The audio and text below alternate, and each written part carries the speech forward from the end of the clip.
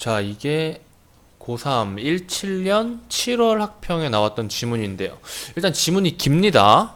근데 쓱 봤을 때는 사실 지문 난이도 자체는 어려워 보이진 않는데 읽으면서 쭉 이해해주면 될 것 같거든요. 한번 봐볼게요. 일단 1문단 봐봅시다. 1문단에서 무슨 이야기를 하나요? 우리는 금융자산을 관리하기 위해서 금융거래를 하는데, 이 금융거래는 개인과 기관, 그리고 개인과 개인 간에도 빈번히 일어납니다. 개인과 금융 간에는, 금융간이란다. 개인과 기관 간에는 금리를 잘 따져봐야 하고, 일단 어찌됐건 금융거래에 대한 지문이네요. 그리고 개인과 금융기관 간에는 금리를 따지라 그러고요. 개인과 개인 간에는 금전소비대차 계약에 대해 알아야 한다라고 했어요. 이 단어가 일단 어디 나오나 확인해 볼까요? 개인과 개인은 파란색으로 체크를 해 볼게요. 자, 일단 금리 동그라미 칩시다. 그리고 금리 동그라미 치고요. 개인 간 밑줄 치고요. 여기서부터가 금전소비대차에 대해서 알아야 하는 거겠죠? 금전소비대차는 여기 나오네요. 자, 보시면은 이런 겁니다. 지문 자체는 이 금융거래라는 것에 대해서 물어보고 있는 건데, 개인과 금융기관 간의 거래에 대해서 금리를 잘 따지고 하는 것에 대해서 설명을 해주고 있고, 그리고 나서 개인과 개인 간 거래에 대해서 알려주면서 금전소비 대차에 대해서 말을 해주고 있는 거예요. 지문 흐름 자체는 이렇습니다. 읽어보면 금리라는 단어를 이해를 했나요? 이자예요. 은행에 돈 넣으면은 여러분들이 받는 이자예요. 아니면은 은행에 돈을 빌리면 은행에 갚아야 되는 이자인 거예요. 원금에 대한 이자의 비율 뭐 1%, 2%, 3%, 5% 이러죠. 자금의 수요와 공급에 결정되며 자산의 증감에 영향을 미치는 중요한 요소이다. 이게 뭐야? 내가 돈을 예금을 했을 때 이자율이 높으면 당연히 내 자산이 올라가잖아. 이자를 더 많이 받으면. 원금 플러스 이자가 그 기간 후에 내 이자를 받게 되는 기간 후에 내 자산이 되니까. 그래서 예금자는 같은 금액을 예금하더라도 단리, 복리 이런 것을 이런 것을 봐가지고 뭐가 더 수익률이 높은지, 단리, 복리에 대해서는 수학 시간 때 한 적이 있죠. 자, 단리는 원금에 대해서만 이자가 붙지만 이거 굳이 밑줄 칠 필요는 없습니다. 이건 읽으면서 쭉 이해할 수 있는 내용이죠. 이 정도는. 복리는 요렇게 됩니다. 예를 들어서 원금 1,000만 원을 연 5% 금리로 2년간 예금하면 단리 이자는 매년 50만 원인데, 복리는 2년 차에는 1년 차에 붙은 50만 원인 1,050만 원 곱하기 5%가 더 더해진 게 거기에 5%가 이자가 또 붙는 거죠. 그래서 이렇게 되고, 금리가 같다면 원금이 커질수록, 기간이 길어질수록 단리와 복리에 따른 금액의 차이는 커진다. 뭐가 더 좋아요? 복리가 더 커진다 라고 말을 하고 있는 거죠. 또한 실제 수익률을 판단할 때 물가 변동률이 중요한 요소가 될 수 있다. 그러니까 은행에 이거예요. 여기는 굳이 여긴 굳이 읽을 필요가 없고, 그냥 내가 은행에 돈을 넣어가지고 받는 이자보다 1년 동안에 물건 값이 더 많이 올라버리면 나는 실질적으로는 손해 아니야? 원래 10,000원으로 빵 10개를 살 수 있었어요. 근데 이자를 받기 위해서 은행에 10,000원을 넣어가지고 이자를 받았어. 근데 물가가 너무 많이 올라가지고 그 1년 후에 이자까지 다 받은 금액을 합쳐도 빵 9개밖에 못 산다면은 은행에 넣은 게 손해죠. 그쵸? 뭐 실질적으로는 안 좋아졌다 이런 거죠. 물가 상승률이 높아졌다면은 그냥 예금을 하지 말고 그때 빵을 다 처먹었어야 이득인 겁니다. 자, 그래서 금리에 대해서는 이렇게 이해를 했고요. 그리고 예금자뿐이 아니라 금융기관으로부터 돈을 빌리는 대출자한테도 중요하다. 여기까지는 예금자에 대해서 이야기를 한 거. 이제부터는 대출자. 돈을 빌리면 대출 이자를 내게 되는데 금리가 오르면 대출 이자도 오르고요. 따라서 금리에 따른 이자 부담을 줄이기 위해서, 근데 여기서는 고정금리와 변동금리에 대해서 또 이야기를 하고 있네요. 여기서 뭐에 대해서 이야기를 했죠? 단리와 복리, 그리고 물가 변동률. 단리, 복리, 물가 변동률에 대해서 이야기를 했고, 이 세 개념으로 이 3문단까지를 끌고 간 거고, 여기서부터는 고정금리, 변동금리. 고정금리는 말 그대로 금리가 고정되어 있는 겁니다. 일정 기간 동안 정해진 금리대로 무조건 이자만 내기만 하면 돼요. 정해진 기간 동안만. 그런데 변동금리는 어떨까요? 적절한 금리 조정을 통해서 금리가 계속 변한다는데, 요 녀석은 다양한 요인들에 대해 이루어지는데 어쩌고 저쩌고 이야기를 쭉 읽어보면 뭐 어찌 됐건 간에 대부분의 금융기관들은 한국은행에서 발표하는 기준금리를 반영하여 금리를 책정한다고 합니다. 근데 뭐 요것도 근데 자체적으로 산출한 자금 조달 비용 이런 것도 근데 읽긴 해 주셔야겠죠. 빠르게 읽으면서 이해하고 넘어가는 겁니다. 자, 그래서 기준금리 한국은행이 결정하는데 경기 과열로 물가 상승의 우려가 있으면 기준금리를 올려. 이거 2단계 교재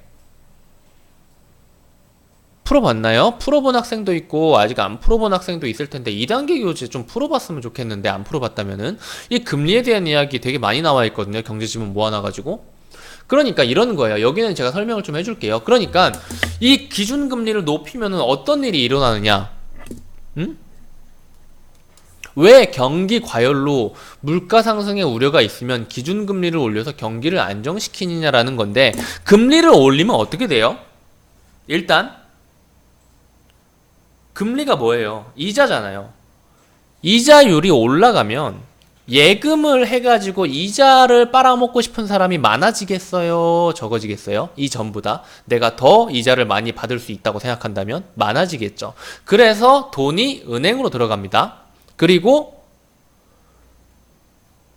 이렇게 이야기하는 게 맞나? 아무튼 그리고 그냥 직관적으로 이해를 시켜주기 위해서 볼게요. 자, 그리고 대출자 금리가 올라갔어요. 돈을 빌렸는데 어제 빌렸던 것보다 오늘 빌리면 돈을 훨씬 더, 이자를 훨씬 더 많이 내야 돼. 돈을 빌리고 싶겠어요? 안 빌리고 싶겠죠. 오케이? 그래서 무슨 말이냐면 시중에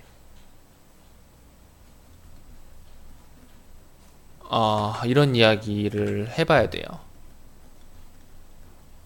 화폐가 방금 전에 가지고 있던 사람들 뭐예요? 예금자, 은행, 자기가 들고 있던 돈을 쓸 수도 있었지만은 은행에다 넣었죠. 대출자, 은행에 대출 받아가지고 쓸 수도 있었겠지만은 이자율이 올라서, 금리가 올라서 대출을 안 받았죠. 그대로 은행에 돈이 있죠. 자기한테 돈을 안 빌리고. 그러면 어떻게 돼요? 이 둘, 예금자와 대출자, 이 두 사람의 입장에서 화폐의 시장 유통량이 공통적으로 줄어들게 한 행위인 겁니다. 오케이? 화폐의 시장 유통량이 줄어들면은 뭐예요? 돈이 안 돌아요. 돈이 안 돌아요. 그럼 어떻게 돼요? 소비가 위축될 겁니다. 그쵸? 사려는 사람이 줄어들겠죠? 돈을 쓰려는 사람이 줄어들겠죠? 그럼 어떻게 될까요?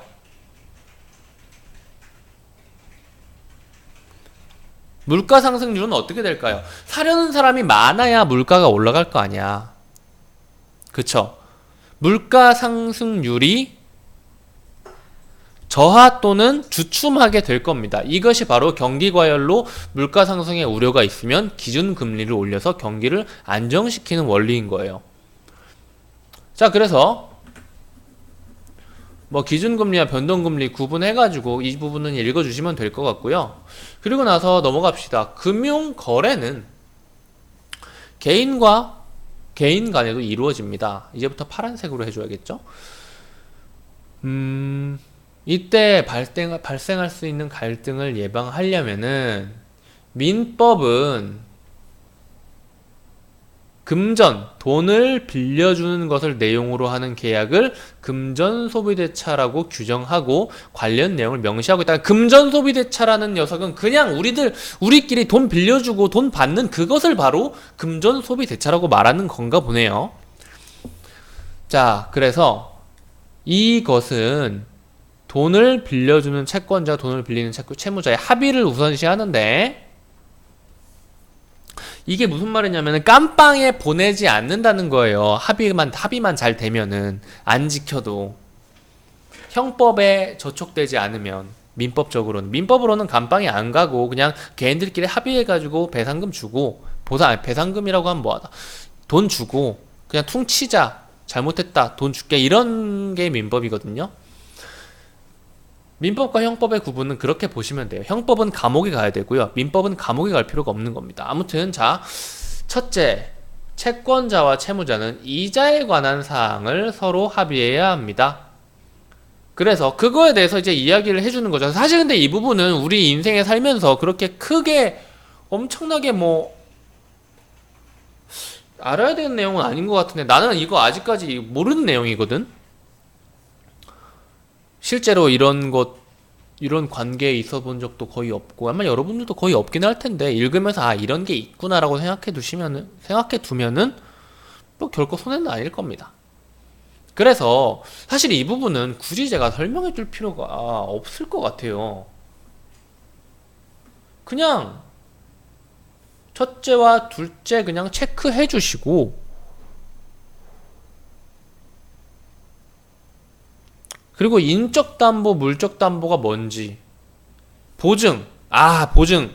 야, 너네 보증 쓰지 마라. 보증 썼다가 사람 인생 망한다. 왜 보증 이야기를 하고 있지? 우리 엄마 아빠도 그랬어요. 우리 엄마 아빠도 가까운 사람 보증을 서줬다가 말아먹어가지고 빚을 대신 갚아주고, 그때 아버지가 막 술 많이 먹고 막 집안 물건들 다 때려 부수고 했었는데, 그래도 다행히 그 사람이 엄청 몇 년? 십몇 년? 몇 년 동안 일해가지고 갚아줬어요. 그래서 다행이긴 했는데, 사실은 빌려준 돈 받지도 못하고, 그러니까 내가 보증을 서줬다는, 보증이 왜 위험하냐면 내가 보증을 서줬다는 이유만으로 이 사람의 실패를 내가 책임져야 된다는 거예요. 그래서 보증은 절대 쓰면 안 돼요. 내가 뭘 믿고, 이 사람 무조건 성공할 사람이야? 모르잖아. 세상 일 어떻게 될지도 모르는데, 내가 당장 내일 죽을지 살지도 모르는데. 그래서 보증을 쓰는 거 아닙니다. 친구들 사이에서는 돈 빌려주는 것도 아니고 보증 서주는 것도 아니에요. 차라리 그냥 주세요. 자, 그래서 아무튼 보증 이야기를 잠깐 했는데, 아무튼 보증은 쓰는 거 아닙니다. 이 지문의 교훈이에요. 자, 그래서 인적담보의 보증인, 그리고 물적담보에는 물건을 저당 잡히는 겁니다. 보통 사실 이 채권자와 채무자가 뿐만이 아니라 은행에서도 물건을 저당 잡고, 혹은 뭐 자기네 집을 저당 잡고 대출을 받는 일도 되게 많아요. 자, 그런 식으로 그게 바로 물적담보라는 거고, 그래서 사실 이제 여기에서는 첫째, 둘째, 셋째 체크해주면서 읽어주시면 되고, 어려운 게 하나도 없습니다. 어려운 게 하나도 없어요. 그리고 다음 문단 넘어가시면, 금전소비대차는 채무자가 빌린 돈을 딱 갚기로 한 금액을 갚으면 당연히 계약이 만료되는 거죠. 잠깐만, 음료수 좀 가져와야겠다. 그래서 돈을 갚았어. 만약에 안 갚으면 계약 해제 또는 강제 집행을 통해 채무 내용에 대해 강제할 수 있다. 그러니까 이 단어에 너무 집착하시면 안 되고요. 단어에 집착하시면 안 되고, 물론 단어를 찾는 문제가 나오는 경우도 되게 많긴 하지만은, 흐름 자체를 이해를 하셔야 돼요. 이 돈을 빌리고 갚는 이런 과정들. 그래서 이때 빚을 갚을 능력이 없어. 그러면 개인회생제도, 개인파산제도를 시행하고 있는데 이런 것들 모두 법원한테 확인받아야 된다. 용어들이 많아가지고 어렵다고 느껴지는 거지 차근차근 읽으면 전혀 어려운 내용은 아니에요. 그래서 개인회생제도, 기역, 그리고 개인파산제도, 니은, 이렇게 이어지는 거죠. 기역, 니은이. 이렇게 읽어주시고, 그리고 이러한 제도로 빚으로 인한 부담은 덜 수 있겠지만은 선고를 받기 전까지 감당해야 될 부담은 엄청나고 선고를 받은 이후에도 불이익을 많이 당할 수 있다. 그러니까 돈을 그러니까 이 지문을 왜 학평에서 낸 것 같아요? 의미를 생각을 해봐요. 그러니까 지문에 대해서 뭐 분석하고 그런 거를 일단 따지고 나서 교훈이 있을 거 아니야. 그러니까 돈 빌릴 때 조심하라는 거예요. 아니면 누가 돈을 빌려달라고 할 때도 굉장히 심사숙고를 하라는 거예요. 그러니까 인생의 교훈을 주는 겁니다, 이 지문은. 얘기하다 보니까 한두 개 정도만 포인트를 잡았지, 사실은 이런 식으로 읽어주시는 게 좋고요.